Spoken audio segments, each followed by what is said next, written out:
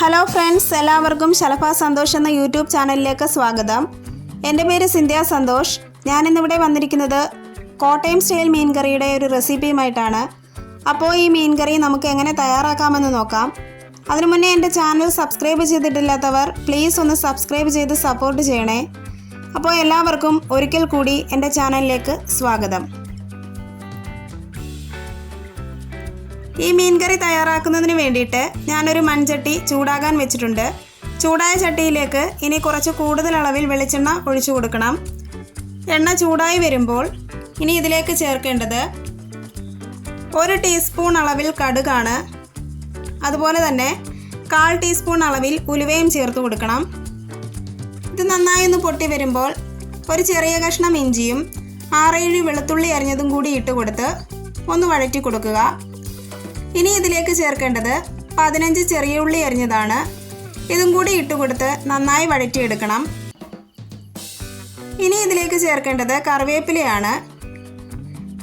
ഇങ്ങനെ വഴറ്റി കിട്ടിയതിലേക്ക് കുറച്ച് കറിവേപ്പില കൂടി ഇട്ടുകൊടുത്ത് ഒന്നുകൂടി വഴറ്റിയെടുക്കണം. ഇനി ഇതിലേക്ക് നമുക്ക് പൊടികൾ ചേർത്ത് കൊടുക്കാം. 3 സ്പൂൺ അളവിൽ കാശ്മീരി മുളക് പൊടിയും അതോടൊപ്പം തന്നെ 1/4 ടീസ്പൂൺ മഞ്ഞൾപ്പൊടിയും ചേർക്കുന്നുണ്ട്. ഈ പൊടികൾ നന്നായി എണ്ണയിൽ മൂപ്പിച്ചെടുക്കണം. പൊടികളുടെ പച്ചമണം മാറുന്നിടം വരെ നമ്മളൊന്ന് ഈ എണ്ണയിൽ തന്നെ ഒന്ന് മൂപ്പിച്ചെടുക്കുക. ഇനി ഇതിലേക്ക് നേരത്തെ വെള്ളത്തിലിട്ട് വെച്ചിരിക്കുന്ന കുടംപുളിയും ആ വെള്ളവും കൂടി ഇതിനകത്ത് ചേർത്ത് കൊടുത്ത് ഒന്നുകൂടി ഒന്ന് വഴറ്റിയെടുക്കണം. ഇനി ഇതിലേക്ക് ചേർക്കേണ്ടത് കുറച്ച് ചൂടുവെള്ളമാണ്.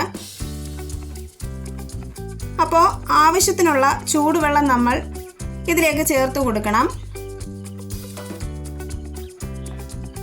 അരപ്പ് നന്നായി തിളപ്പിച്ചെടുക്കുക. തിളച്ച് വന്ന അരപ്പിലേക്ക് ആവശ്യത്തിനുള്ള ഉപ്പ് കൂടി ചേർത്ത് കൊടുത്ത് ഒന്നുകൂടി നന്നായി തിളപ്പിച്ചെടുക്കണം. ഇനി ഇതിലേക്ക് ചേർത്ത് കൊടുക്കേണ്ടത് കഴുകി വൃത്തിയാക്കി വെച്ചിരിക്കുന്ന മീൻ കഷ്ണങ്ങളാണ്. ഇതിനായി ഞാനിവിടെ എടുത്തിരിക്കുന്നത് മങ്കടയാണ്. കഷ്ണങ്ങൾ ഓരോന്നായി നമുക്ക് അരപ്പിലേക്ക് ചേർത്ത് കൊടുക്കാം.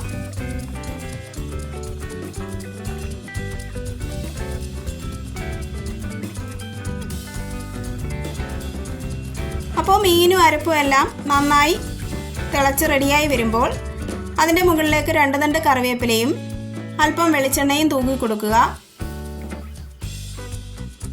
എന്നിട്ട് ഒരു മൂടി വെച്ചടച്ച് ഒരു 10 മിനിറ്റ് ലോ ഫ്ലെയിമിൽ നമുക്കൊന്ന് തിളപ്പിച്ചെടുക്കാം. ഇപ്പോൾ മീൻകറി ഇവിടെ സെറ്റായി വന്നിട്ടുണ്ട്. ഇനി ചേർക്കേണ്ടത് അല്പം ഉലുവാപ്പൊടിയാണ്. ഒരു 2 നുള്ളു ഉലുവാപ്പൊടി കറിയുടെ മുകളിൽ തൂകി കൊടുക്കുക. എന്നിട്ടൊന്ന് ചുറ്റിച്ചു കൊടുക്കണം.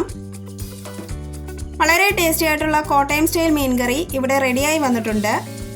മല്ലിപ്പൊടിയും തക്കാളിയും ഒന്നും തന്നെ ചേർക്കാത്തതിനാൽ ഈ മീൻകറി 2-3 ദിവസം വരെ കേടാകാതെ നമുക്ക് ഉപയോഗിക്കാം. ഒന്ന് ചൂടാക്കി ഉപയോഗിച്ചാൽ മാത്രം മതിയാകും. അപ്പോൾ ഈ മീൻകറി ഇഷ്ടമായെങ്കിൽ എല്ലാവരും ഒന്ന് സബ്സ്ക്രൈബ് ചെയ്ത് സപ്പോർട്ട് ചെയ്യുക. Thank you.